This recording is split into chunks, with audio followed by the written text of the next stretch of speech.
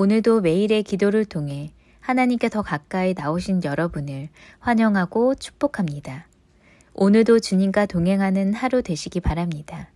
주님과 친밀한 교제를 갖는 시간 되시길 기도합니다. 오늘 하나님께서 우리에게 주신 말씀은 사무엘하 4장 4절의 말씀입니다. 한 절의 말씀이니 함께 합독하며 나가겠습니다. 시작. 사울의 아들 요나단에게 다리 저는 아들 하나가 있었으니 이름은 무비보셋이라. 전에 사울과 요나단이 죽은 소식이 이스라엘에 올 때 그의 나이가 5살이었는데 그 유모가 안고 도망할 때 급히 도망하다가 아이가 떨어져 절개 되었더라. 아멘. 오늘 우리는 외로움이란 주제를 가지고 말씀을 나누려고 합니다. 이번 한 주 우리는 사울의 집안에 대해서 살펴보고 있습니다. 사울의 집안은 하나님의 임재가 떠난 곳이었으며 우리는 그 사울의 집안을 통해 하나님의 임재가 없는 곳은 어떤 특징이 있는가를 살펴보고 있는 중이었죠. 그리고 오늘은 하나님의 임재가 없는 곳의 특징 중 하나인 외로움이라는 주제를 가지고 말씀을 나누려고 합니다. 오늘 본문의 말씀은 무비보셋이란 사람을 우리에게 처음 소개해 줍니다. 여기서 나온 무비보셋은 어떤 사람이었을까요?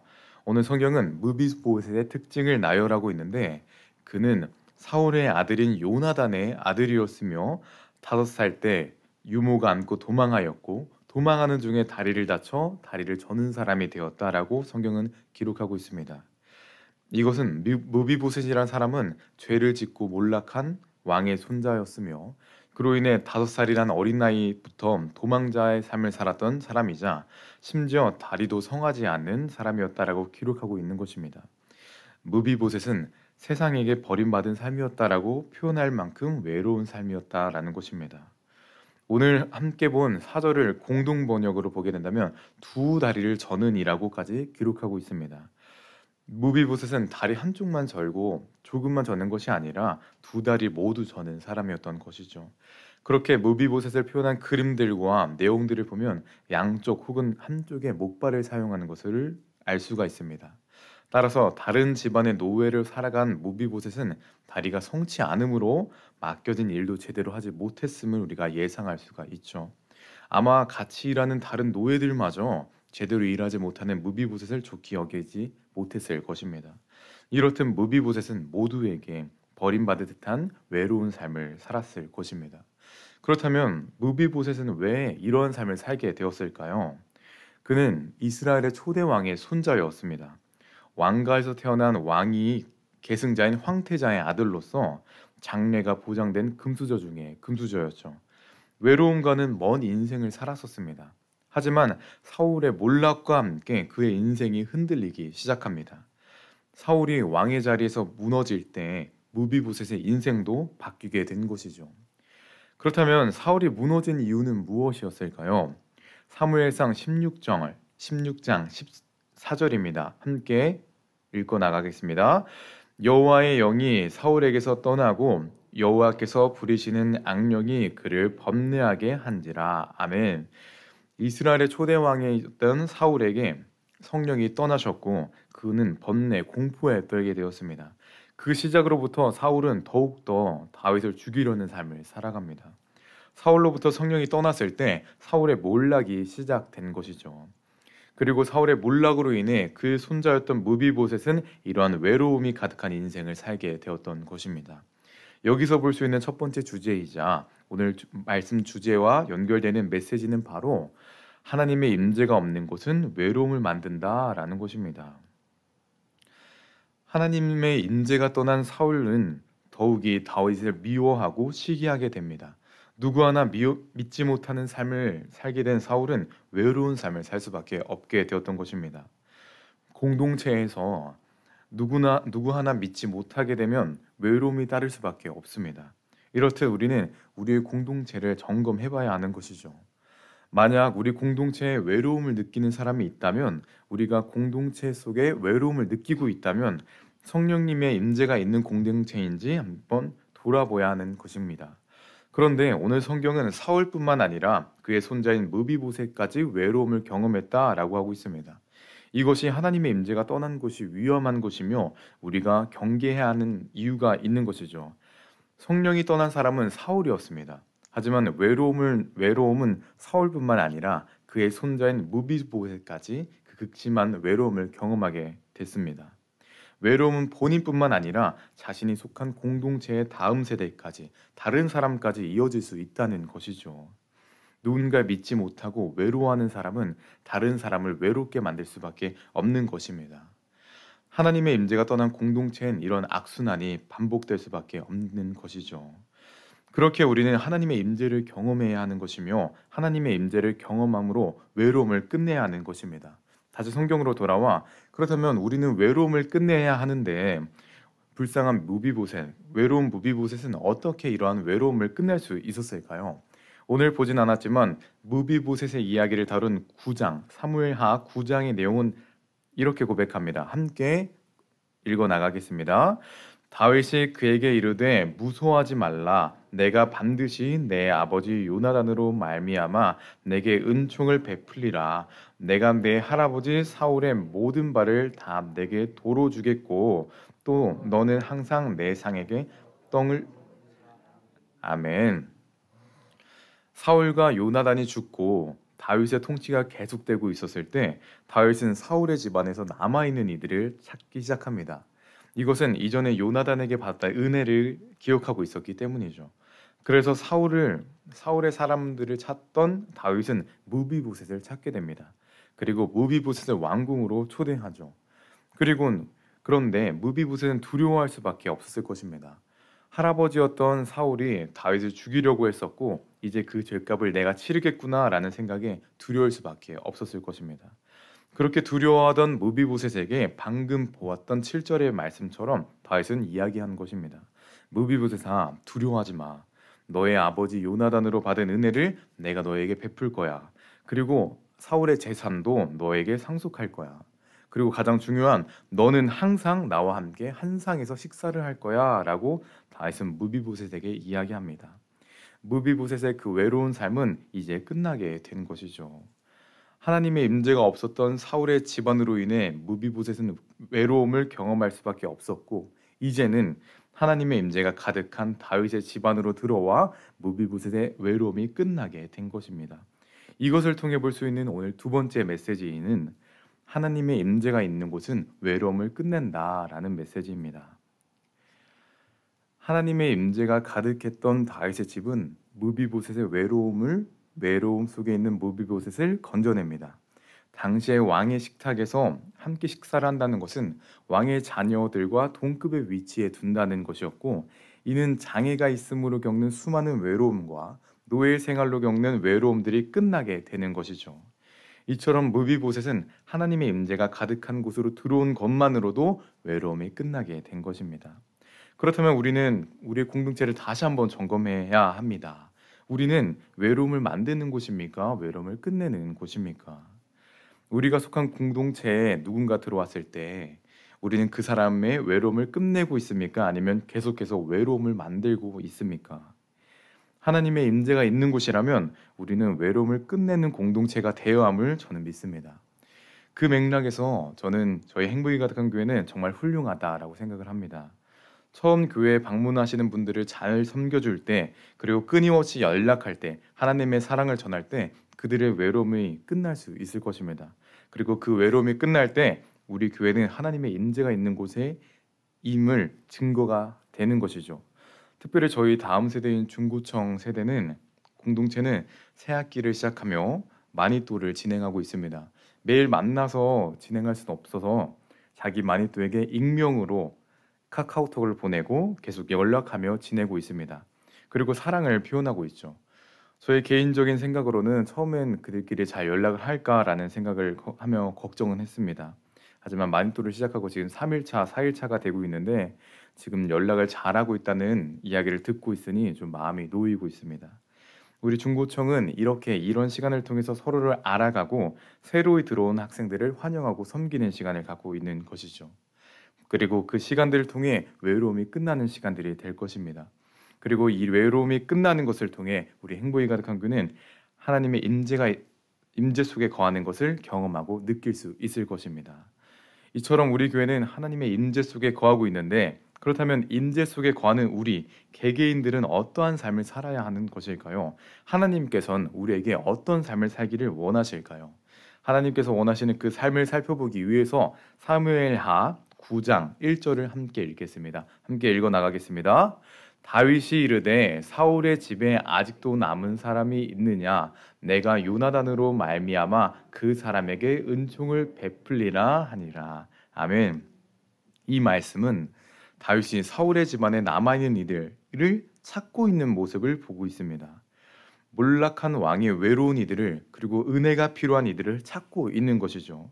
저는 이 말씀을 보며 큰 은혜를 경험했습니다. 다윗은 사실 누구를 찾을 이유가 없는 사람입니다.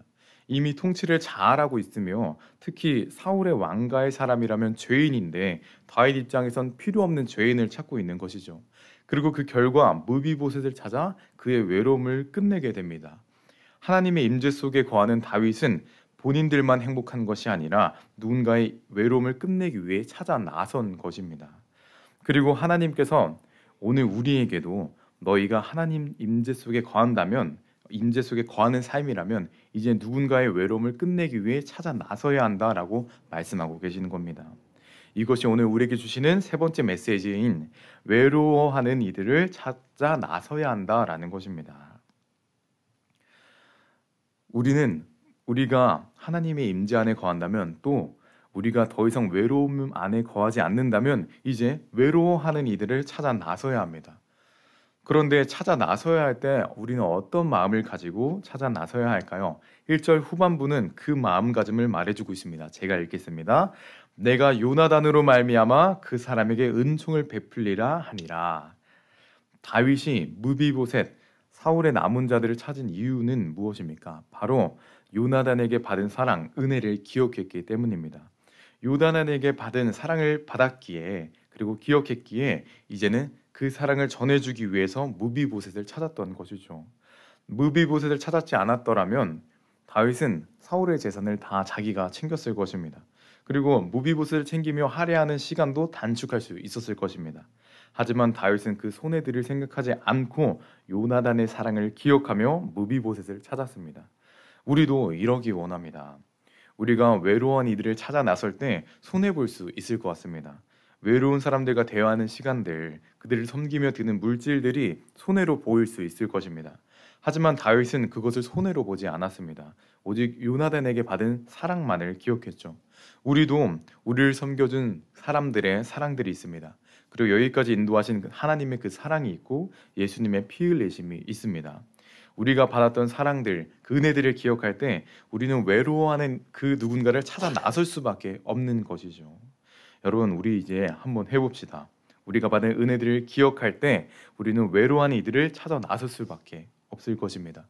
그리고 다윗의 찾아 나섬을 통해 무비보셋의 인생을, 무비보셋의 외로움이 끝이 난 것처럼 우리도 누군가의 외로움을 끝내는 인생이 되기를 원합니다. 그리고 외로움을 끝낼 때 하나님께서 다윗에게 의롭다고 하신 것처럼 우리도 하나님께 의롭다 칭찬받는 인생이 될 것입니다. 마지막으로 선언하고 선포하겠습니다. 하나님 임재 안에 거함으로 외로움을 끝내는 인생이 되어 주십시오. 말씀을 맺으며 함께 기도하기 원합니다. 자신의 손해를 생각하지 않고 누군가의 외로움을 위해 찾아 나섰던 한 인물이 있습니다. 그는 자신의 득이 되는 사람을 찾기보다는 자신의 손길을, 자신의 필요함을 찾는 사람들을 찾아냈습니다. 그가 있는 곳에는 웃음이 있었고 그가 있는 곳에는 행복이 있었습니다. 그가 가는 곳은 외로움이 떠나가고 모든 사람들이 행복을 찾고 또 그들의 삶 가운데 비전을 심어주었죠. 그리고 그들을 섬기는 삶을 살다가 그들을 위해 목숨까지 내놓습니다. 우리가 잘 아는 것처럼 예수 그리스도가 그러한 삶을 사셨습니다. 예수님께서 그러한 삶을 사실 수 있었던 이유는 단순하고 명료합니다. 바로 하나님의 풍성한 임재가 예수님의 삶 전체에 있었다라는 것입니다. 하나님과 대화하는 삶, 성령님께서 인도하시는 삶을 살았기 때문에 그러한 외로운 이들을 찾아가는 삶을 사실 수 있었던 것입니다. 우리도 그러한 삶을 살기 원합니다. 그런 삶을 살기 위해 함께 다짐하며 기도하기 원합니다. 함께 시간 기도할 때 찾아오셨던 하나님의 은혜를 기억하는 우리가 되게 하여 주셔서 우리도 누군가를 찾아가는 우리가 되게 하여 주시고 하나님이 임재 안에 풍성이 젖네 그리고 외로움을 끝내주는 우리의 인생이 되기를 함께 시간에 마음을 다하여 기도하며 나아가겠습니다. 주님 사랑해 주님, 오늘도 기도하며 나아갑니다. 주님 홀로 있는 삶이었던 우리의 삶이 있습니다. 하지만 다시 되돌아보면 주님께서 우리의 삶에 찾아와 주셨고 그리고 그 삶이 통해 주님의 찾아오심을 통해 우리의 외로움이 우리의 인생이 바뀌었음을 고백합니다. 주님 이제는 우리도 주님이 찾아와셨던 것처럼 누군가를 찾아가는 우리가 되게 하여 주셔서 하나님의 임재 속에 그 외로움을 끝낼 수 있는 우리의 삶이 되게 하여 주시옵소서. 주님 무비보셋은 사울의 성령을 떠남을 통해 외로움을 경험했습니다. 하지만 주님 다윗의 삶 가운데 다윗의 임재 속에 하나님의 임재 속에 관한 다윗의 집에 안에 들어갔을 때 외로움이 끝나게 됐습니다. 주님 우리도 이제는 성령님이 떠난 성령이 없는 곳이 아닌 하나님의 임재 속에 거는 우리가 되게 하여 주셔서 우리의 공동체 가운데 들어오는 모든 이들이 외로움이 끝나는 우리 공동체 속에 있는 모든 이들이 외로움이 없어지는 그 은혜를 경험하는 우리가 되게 하여 주시옵소서. 주님 기대합니다. 살아주님 감사드립니다. 주님 혼자였던 삶이었지만 돌이켜보면 주님께서 찾아와 주셨고 찾아왔던 모든 사랑의 손길들이 있었음을 고백합니다. 주님 이제는 그 사랑의 손길들을 고백하며 우리도 누군가를 찾아가는 그 인생이 되게 하여 주시옵소서. 그리하여 외로움이 끝나는 외로움을 없애는 그 하나님의 임재 속에 거하는 사람들이 되게 하여 주시옵소서. 오늘 하루 살아갈 때 주님께서 함께 하실 거라 믿습니다. 외로움 속에 거하는 것이 아니라 하나님 임재 속에 거하여 주님이 주시는 그 풍성한 은혜를 경험하는 하루가 되게 하여 주시옵소서. 오늘 하루 함께 하실 거라 믿습니다. 함께 하실 예수님의 이름으로 기도하며 나아갑니다. 주기도문으로 예배 마치겠습니다. 하늘에 계신 우리 아버지여, 이름이 거룩히 여김 받으시오며 나라가 임하시며 뜻이 하늘에서 이루어진 것 같이 땅에서도 이루어지리라. 오늘날 우리에게 일용할 양식을 주옵시고 우리의 죄를 사하여 주시고 우리를 시험에 들게 하지 마시며 다만 악에서 구하시옵소서. 나라와 권세와 영광이 아버지께 영원히 있사옵나이다. 아멘. 첫 번째, 오늘도 하나님의 축복을 받을 만한 삶을 살아가게 하소서.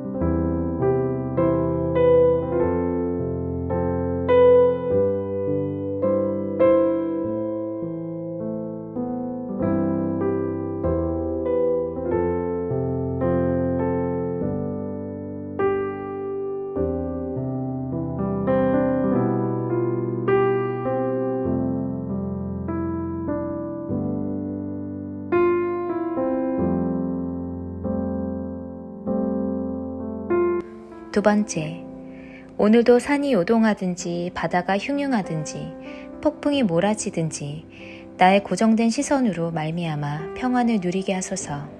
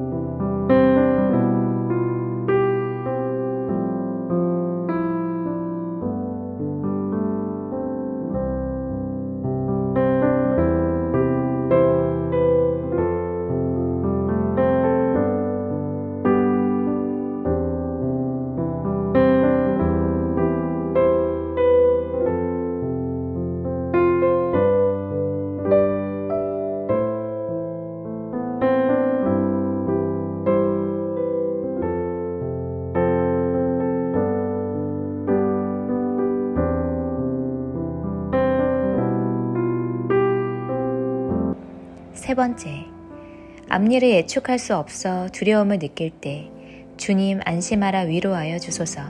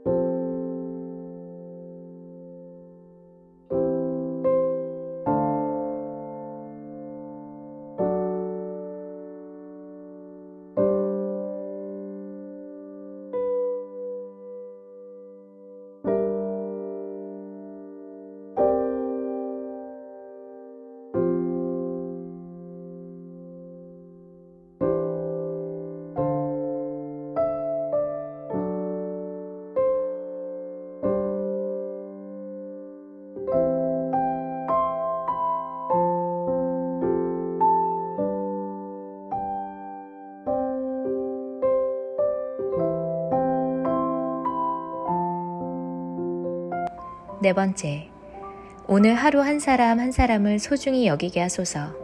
모든 이들을 대할 때 내 가족을 대하는 마음으로 귀히 여기게 하소서.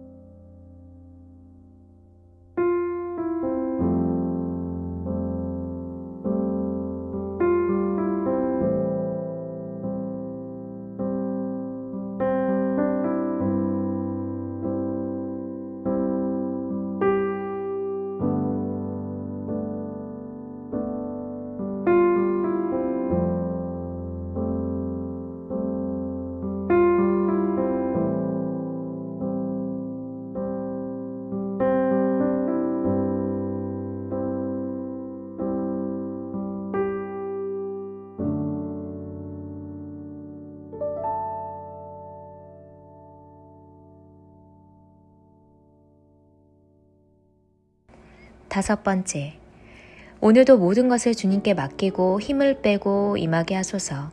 주님께서 이끌어 주실 것을 믿고 나아가게 하소서.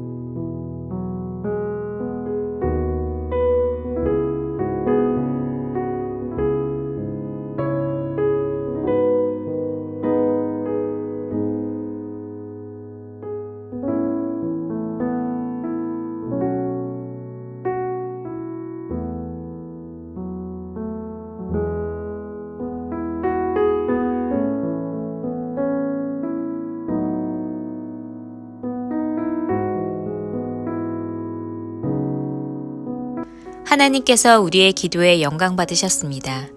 이제는 우리의 삶을 통해 하나님의 영광이 되시기 바랍니다.